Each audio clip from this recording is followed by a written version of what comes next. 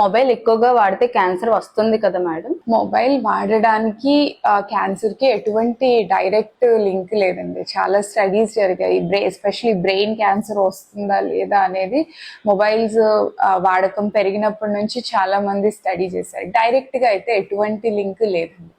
But mobile use ఒక life style problem అనమాట. So మీకు మొబైల్ యూజ్ చేయడం వల్ల మీరు సెడెంటరీ లైఫ్ స్టైల్ అంటే ఎక్కువగా కదలకుండా అటువంటి లైఫ్ స్టైల్లోకి వెళ్తా ఉండి మీకు బరువు పెరగడం ఇటువంటి ఇష్యూస్ వల్ల క్యాన్సర్ వస్తుంది, కానీ డైరెక్ట్ గా అయితే మొబైల్ కి క్యాన్సర్ కి ఎటువంటి లింక్ లేదు.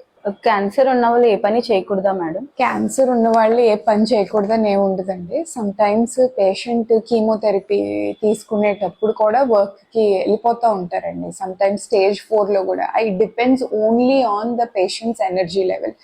వాళ్ళు వర్క్కి వెళ్ళగలరు అన్న కాన్ఫిడెన్స్ వాళ్ళకు ఉంటే వర్క్కి వెళ్ళిపోమని చెప్తాం అనమాట.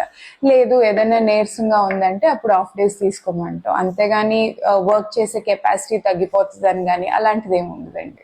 క్యాన్సర్ ఉన్నప్పుడు ఏ డైట్ పాటించాలి మేడం? క్యాన్సర్ ఉన్న వాళ్ళు ఏ డైట్ స్పెసిఫిక్ గా ఏమీ ఉండదండి. మీకు అలవాటు ఉన్న ఆహారం తీసుకోవడం బెటర్. ఇప్పుడేవో చాలా ఇంటర్నెట్ లో చెప్తున్నారు, ఇది తీసుకుంటే క్యాన్సర్ కరిగిపోతుంది, వేపాకు తీసుకుంటే క్యాన్సర్ కరిగిపోతుంది, లేకపోతే షుగర్ మానేయాలి, ఇట్లాంటివన్నీ కార్బోహైడ్రేట్స్ మానేయాలి, ఇట్లాంటివన్నీ మిత్సేన్ అండి.